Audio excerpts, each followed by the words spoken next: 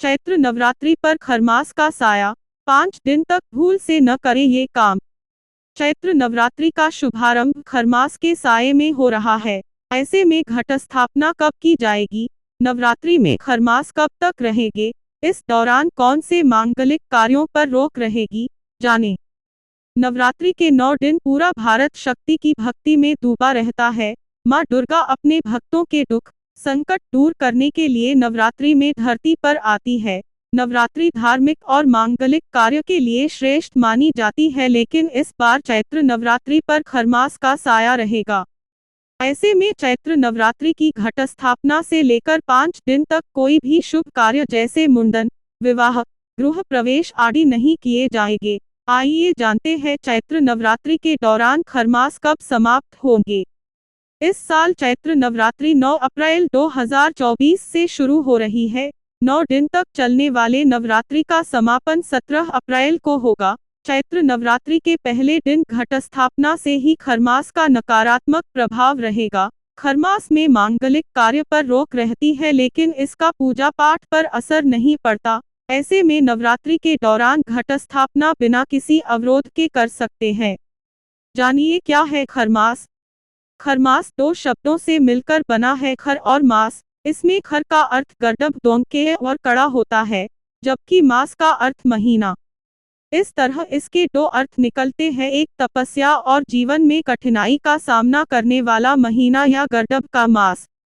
इससे जुड़ी कथा के अनुसार इस महीने में सूर्य नारायण अपने अश्वों को आराम करने के लिए छोड़ देते हैं, जबकि संसार में ऊर्जा का संचालन सामान्य रखने के लिए खर की सवारी करते हैं, जिससे उनकी गति धीमी हो जाती है।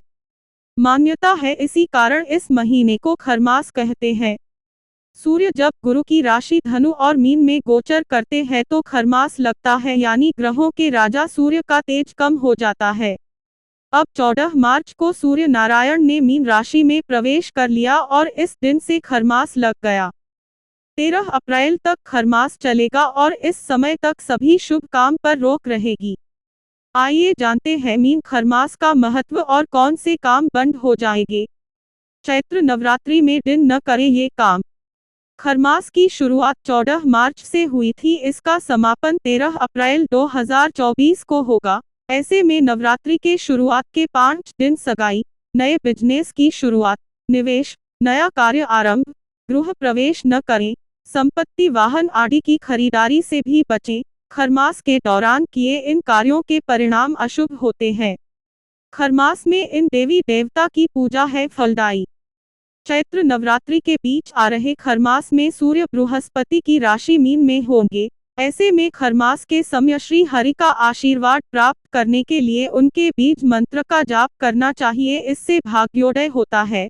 वहीं खरमास में की गई सूर्य पूजा मान सम्मान में वृद्धि और करियर में लाभ देती है। नवरात्रि माता की पूजा का उत्सव है, ऐसे में खरमास के समय सभी को विधि विधान से माता दुर्गा की पूजा करनी चाहिए। खरमास सूर्य मंत्र। 1. ओम सूर्याय नमः। 2. ओम घृणी सूर्याय नमः। 3. ओम ह्रीं ह्रीं सूर्याय सहस्र किरणराय मनोवांछित फलम देहि देहि स्वाहा। 4. ओम ऐहि सूर्य सहस्त्रांशों तेजो राशे जगतपते अनुकंपयेमा भक्त्या गृहाणार्घय दिवाकरः। 5. ओम ह्रीं घृणी सूर्य आदित्य क्लीं ओम। माता आप सभी का कल्याण करे।